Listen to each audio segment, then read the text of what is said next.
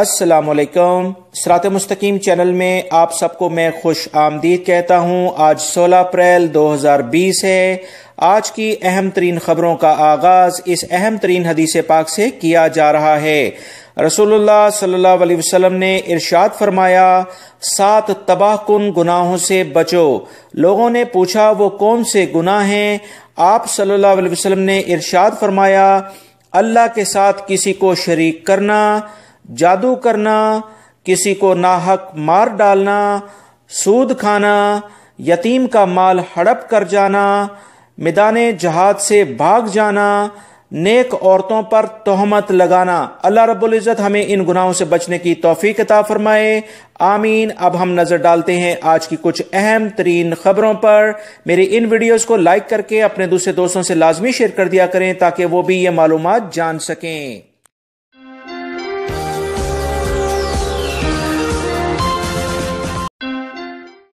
ریاض میں سیکیورٹی اداروں کو یہ اطلاع ملی کہ کچھ افراد کا گروہ کرفیو کے جعلی پاسز یعنی پرمٹ بنانے میں مصروف ہے۔ اس سلسلے میں وہ مختلف لوگوں سے مختلف 3000 ریال کے قریب اماؤنٹ لے کر یہ پاسز بنا رہا ہے۔ اسی اطلاع کے بعد مختلف اداروں نے فوری طور پر کارروائی کرنی شروع کی اور متعلقہ جو گروہ تھا اس تک پہنچنے کی بھرپور کوششیں شروع کر دیں، کیونکہ یہ بہت الارمنگ کنڈیشن تھی کہ اس طرح سے عوام کو صرف دھوکہ دہی کے ساتھ لوٹا جا رہا ہے بلکہ انتہائی لیول پر قانون شکنی بھی ہو رہی ہے۔ سیکیورٹی اداروں نے تمام کا تمام نیٹ ورک پکڑنے کے لیے مکمل منصوبہ بندی کی اور جو یہ گروہ تھا اسے باقاعدہ کال کی اور ایک جگہ پر ملنے کے لیے کہا۔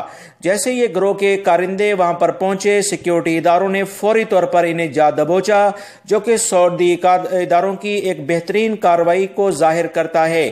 سعودی عرب میں یاد رکھیں کہ اس وقت کرفیو کے دوران خاص طور پر وزارت داخلہ ہی ورک پرمٹ اجازت نامے کرفیو کے جاری کر رہا ہے۔ جعل ساز لوگ اس لیول پر بھی پہنچ گئے ہیں کہ وہ اب کرفیو کے جعلی اجازت نامے بھی جاری کرنے لگ گئے ہیں۔ سیکیورٹی اداروں نے انہیں گرفتار کر کے متعلقہ ادارے کے حوالے کر دیا ہے اور بہت سارے ان کے پاس جعلی اجازت نامے موجود تھے جب یہ گرفتار ہوئے ہیں۔ آپ اس ویڈیو میں مکمل چیزیں دیکھ رہے ہیں۔ سعودی سپریم کورٹ نے سعودی عرب بھر میں رویت حلال کمیٹیوں کو رمضان کا چاند دیکھنے کی ہدایات جاری کر دی ہیں۔ یاد رہے، سعودی عرب میں رویت حلال کا فیصلہ سپریم کورٹ ہی کرتی ہے۔ سپریم کورٹ نے القریٰ کیلنڈر کے لحاظ سے 30 شعبان یعنی 23 اپریل جمعرات کو رمضان کا چاند دیکھنے کی ہدایت جاری کی ہیں۔ مزید اس بارے میں جو اطلاعات آئی ہیں کہ سپریم کورٹ کے فیصلے کے مطابق جمعرات کو شعبان کی 29 تاریخ ہوگی، کیونکہ 29 رجب کو چاند نظر نہیں آیا تھا۔ سپریم کورٹ کے فیصلے کے مطابق رجب کا مہینہ 30 دن کا شمار کیا گیا ہے، جبکہ سرکاری کام کاج نپٹانے کے لیے مقررہ القریٰ کیلنڈر کے لحاظ سے رجب کا مہینہ 29 دن کا تھا۔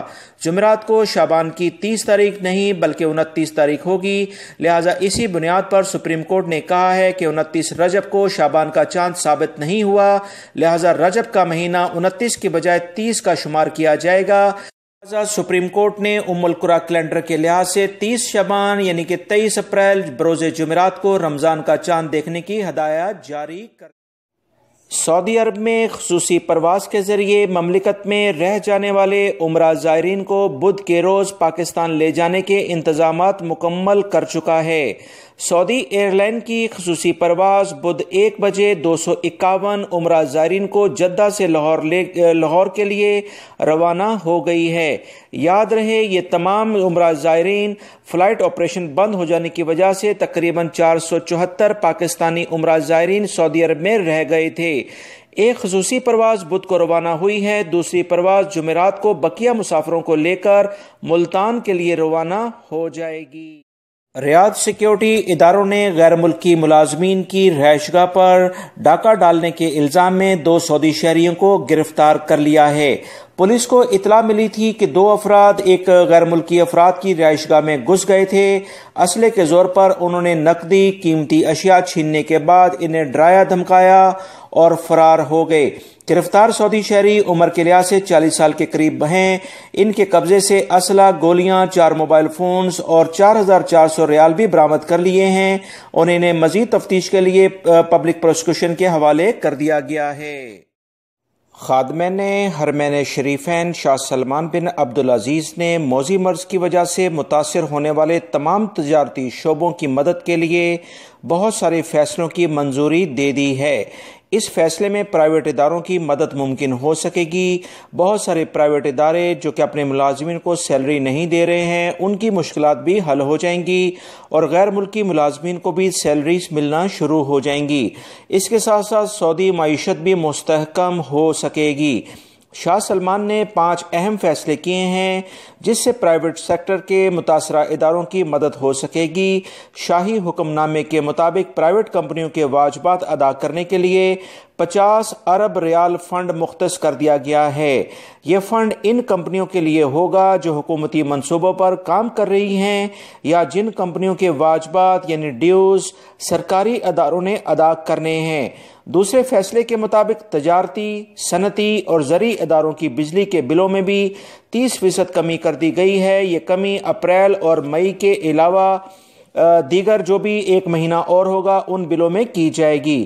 اس کے علاوہ وہ ادارے جو فی الحال بل کی ادائیگی کرنے سے قاصد ہیں یعنی نہیں کر پا رہے کیونکہ ان کے پاس پیسے نہیں، انہیں مہلت دے دی جائے گی۔ تیسرے فیصلے میں یہ مزید کہا گیا ہے کہ بجلی کے بلوں میں 50% تک چھوٹ بھی دی جا سکتی ہے۔ یہ 50% چھوٹ کی سہولت اپریل، مئی اور جون کے بلوں میں ہوگی۔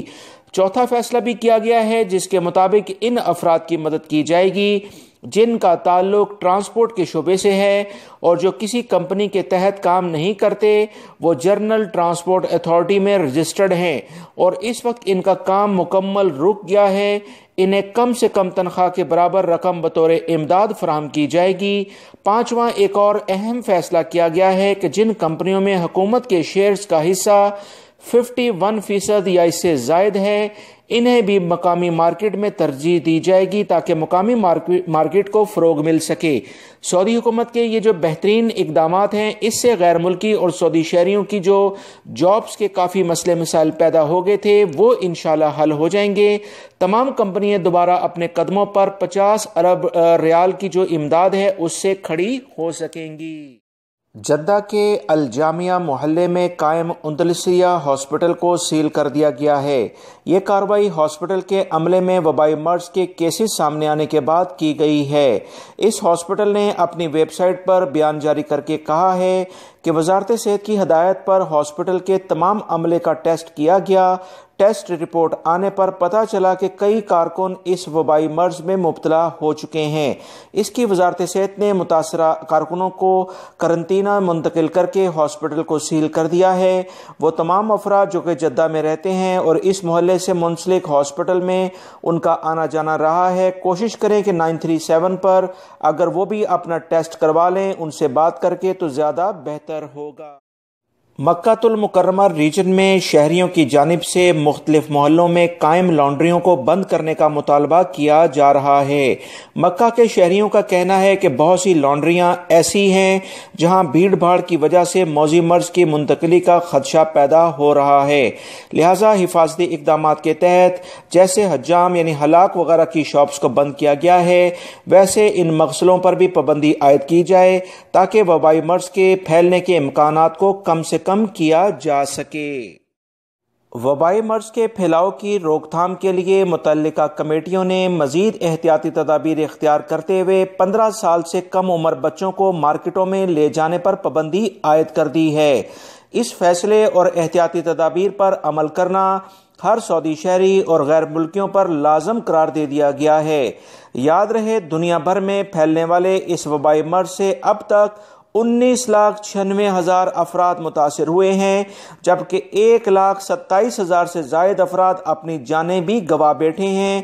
لہٰذا بہت احتیاط کریں اور بچوں کو کسی صورت میں بھی مارکیٹوں میں لے کر نہ جائیں اور خود بھی غیر ضروری طور پر مارکیٹوں میں جانے کی قطعاً کوشش۔ سعودی فوڈ اتھارٹی نے ہدایت جاری کی ہیں کہ مختلف دکانوں اور سپر سٹورز میں فروخت ہونے والے 3 قسم کے ہینڈ سینیٹائزرز استعمال نہ کیے جائیں۔ یہ تینوں برانڈ سعودی اتھارٹی کے مطابق نہیں ہیں۔ ان تینوں کی تصاویر بھی آپ اسکرین پر دیکھ سکتے ہیں۔ دوستو، ان سینیٹائزر سے آپ کے ہاتھوں پہ انفیکشن ہو سکتا ہے، لہٰذا بہتر ہے کہ سعودی وزارت صحت اور سعودی فوڈ اتھارٹی کی ہدایت پر مکمل عمل کیا جائے۔